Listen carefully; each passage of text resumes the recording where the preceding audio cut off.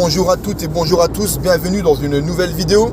Avant de la poursuivre, je vous invite à vous abonner à ma chaîne et à cliquer sur l'icône en forme de cloche pour être averti des prochaines vidéos. Ça fait très longtemps que je n'ai plus posté de vidéos sur ma page YouTube, sur ma chaîne YouTube. Mais là, je vais essayer de remettre quelques vérités pour que les gens comprennent un peu ce qui se passe par rapport à l'islamisme radical. Donc cette vidéo s'adresse à toutes les personnes de toute confession et de tous bords. Déjà, ce que je tiens à vous dire, c'est que je ne suis pas érudit musulman ou quoi que ce soit, mais quand j'entends la plupart des pseudo-experts qui circulent sur les plateaux TV, ça me fait bien rire, parce que moi, qui ai quelques bases sur ce sujet-là, je ne suis pas du tout un expert, je m'aperçois que les pseudo-experts sont encore moins calés sur le sujet que moi, et que beaucoup d'entre nous qui avons un peu étudié le salafisme. Le salafisme ne date pas d'aujourd'hui ou des 30 ou 40 dernières décennies. Le salafisme est beaucoup plus ancien que ça. Le salafisme, il date déjà il y a 250 à 300 ans, dans les années 1750 par là. Et encore, même avant, ça existait encore, il y avait des courants de pensée. Le salafisme est une reprise de courants de pensée qui existait déjà précédemment et qui avait été combattu par les musulmans. Donc, quand on entend la télévision dire que les musulmans ne combattent pas le salafisme, c'est complètement faux. Ils l'ont toujours fait et je vais vous le prouver à travers cette vidéo. Également, qui ressort toujours le salafisme lorsqu'il est enfoui par les musulmans, par la communauté musulmane. Je vais vous expliquer aussi, parce que ça, c'est quand même quelque chose que vous devriez savoir, et c'est pour ça que je tiens à vous en parler. Dans les années 1700, le salafisme avait été entériné par les musulmans, les livres cachés, interdits de diffusion, etc. Parce que le salafisme, malgré ce que le groupe salafiste dit, c'est qu'ils ne prennent pas la compréhension des pieux prédécesseurs. Ça, c'est un slogan de campagne, un peu comme la politique, si vous voulez. Ça, c'est du pipeau. Quand vous avez étudié les 4 écoles, etc., vous apercevez que c'est de la flûte. Enfin bref, je ne vais pas faire un débat théologique là-dessus. J'ai pas envie que s'il y a des gens qui sont là en train de m'écouter, qui disent ouais c'est n'importe quoi ce que tu dis, j'ai pas envie de rentrer dans des débats religieux. Je veux juste vous parler un peu de faits historiques. Dans les années 1750, ce qui s'est passé, c'est que l'Empire ottoman était une grande puissance mondiale. Mais ça ne plaisait pas à tout le monde.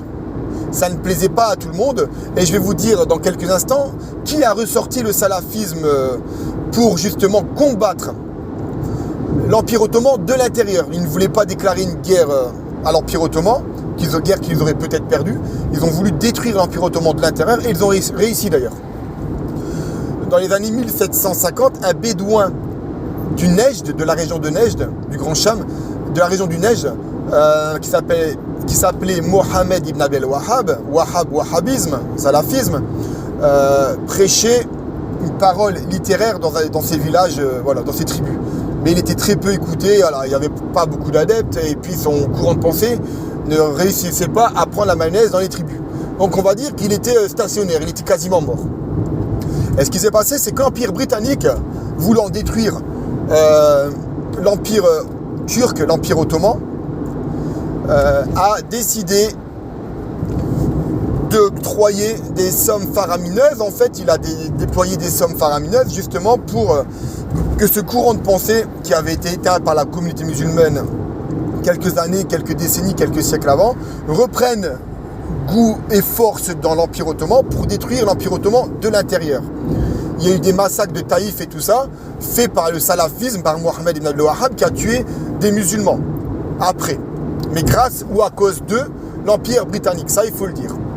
Empire britannique qui a fait sa fortune, la famille britannique d'ailleurs, sur le trafic d'opium. Ça c'est pareil, vous allez sur Wikipédia, vous marquez trafic d'opium, Empire britannique, couronne, etc. Vous allez halluciner de voir que ceux qui sont actuellement au pouvoir, la reine Elisabeth, leur famille, leurs ascendants ont participé à des trafics d'opium. Voilà, et c'est comme ça qu'ils sont devenus, bref, ça c'est autre chose, c'est un autre sujet. C'est pour vous montrer à quel point ceux qui nous dirigent actuellement sont de bons petits samaritains. Bref, je reviens à la question. Donc ils ont aidé financièrement, aidé avec logistiquement Mohammed ibn Abdel Wahhab à développer son produit qui est le salafisme, qui avait été, je le répète, enterré par les musulmans, la communauté musulmane. Quand j'entends sur les plateaux télé dire que la communauté musulmane ne s'est jamais battue contre le salafisme, c'est faux. la communauté musulmane s'est toujours battue contre le salafisme. Et à chaque fois qu'il a été enterré, que le salafisme a été enterré, ça a toujours été ressorti par les forces occidentales. Donc là, dans les années 1750, ça a été les Britanniques qui ont ressorti ça pour détruire l'Empire ottoman de l'intérieur. Il y a eu même après, dans les années 1850,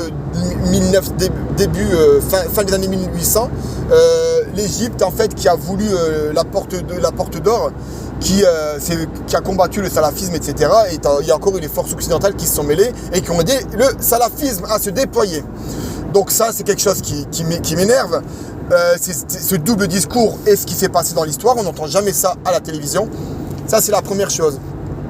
Ensuite, dans les années, quand les États-Unis et l'ex-URSS étaient en guerre, les États-Unis ont aussi ressorti Al-Qaïda, qui est aussi le salafisme. Donc Al-Qaïda n'existait pas. Ils ont aussi créé Al-Qaïda pour combattre l'ex-URSS de l'intérieur. À ce moment-là, ils n'étaient pas appelés les salafistes, mais des djihadistes. Les Moudjahidines, pardon.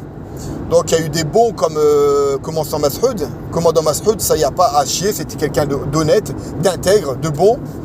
Mais il y a eu également des djihadistes qui ont été formés et si vous pensez que c'est pas vrai, Hillary Clinton elle-même l'a avoué sur CNN ou NBC, sur un plateau télévision qu'ils avaient créé le salafisme pour...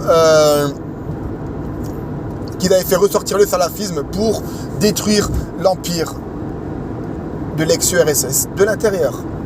Donc vous voyez, le salafisme avait été éteint. Et qu'est-ce qui a ressorti ça? Les Américains qui ne sont que les enfants de l'Empire britannique. Donc c'est toujours comme ça. Donc ça, on n'en parle jamais sur les plateaux télévision. Les musulmans ont combattu pendant des siècles, des centenaires, des siècles, le salafisme qui a réussi à être enterré. Dans les années 1750, l'Empire britannique a ressorti le salafisme. Et pareil, ça avait réussi à être enterré. Il faut savoir que l'Arabie Saoudite a vu le jour par le salafisme grâce aux empires occidentaux. Il n'est pas sorti comme ça par hasard. Comme Al-Qaïda. Donc tout ça, il faut savoir qu'à chaque fois que les musulmans enterrent le salafisme, il y a les empires occidentaux qui ressortent tout ça. Donc ça, c'est une chose que vous devrez savoir.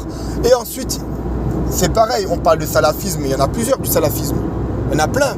Il n'y en a pas que un. Vous pouvez parler de salafisme, mais il y a les salafistes quiétistes qui, eux, ne feront jamais d'attentat, par exemple. Alors, ils ont une vision qui est complètement fausse de l'islam.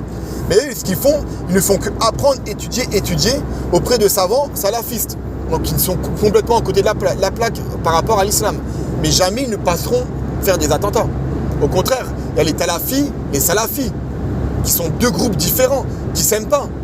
Bien que la frontière soit fine entre eux, il y en a qui vont être contre le terrorisme, contre les attentats. Et c'est pour ça que l'autre groupe combat aussi ces gens-là, qu'on peut appeler aussi les Khawarij. Donc les Khawarij vont combattre les salafistes qui sont contre les attentats. Ils sont contre le soulèvement du gouvernement, même s'il est musulman, mais qui est injuste. Par contre, les Khawarij, dès que le gars est injuste, ils disent qu'il faut absolument le combattre, le tuer, faire des attentats, déstabiliser le pays. Vous voyez, il y a déjà ça. Il y a le salafisme djihadiste, il y a le salafisme politique. Donc tout ça, quand on entend les experts à la télévision, ils mélangent tout. Ils ne connaissent absolument rien du tout à l'histoire où feignent... comment je peux dire ça? Ils simulent en fait l'ignorance ou l'oubli, comme vous voulez. Donc voilà, donc ça, je tenais quand même à informer pas mal de personnes sur ce sujet-là. N'hésitez pas à partager la vidéo. Je n'ai pris aucune note, j'ai fait tout ça de ma voiture. Donc si je suis passé d'un sujet à un autre, veuillez m'excuser. Il n'y a pas vraiment de fil conducteur. J'ai déballé toutes mes idées comme elles venaient. N'hésitez pas à vous abonner à ma chaîne, à partager ma vidéo. Et je vous dis à très bientôt pour une prochaine. J'espère que j'en ferai une prochainement. Merci.